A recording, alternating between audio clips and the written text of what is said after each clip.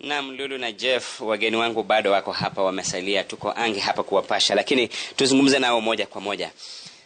Leo umefika hapa, ulikuwa unatarajia kwenda Finland, ulikuwa umemaliza chuo kikuu Kabarak. Nini kilikuwa kinakupeleka?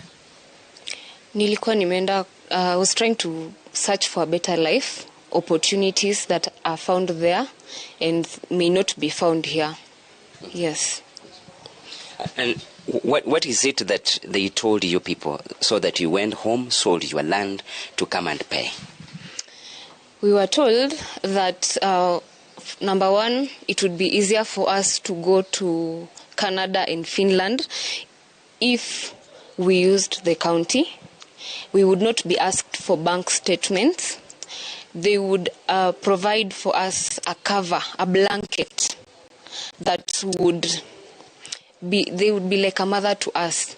So that is why we trusted the government, the county government of Uasin Gishu, and hurried. In fact, they told us, hurry up, we are giving you 2 weeks, go and organize your affairs, your financial affairs, and bring us the money. So that is what they told us, and we trusted them, and we gave them our money. But then when it reached time for accountability, they decided that they are now not going to be involved with this program.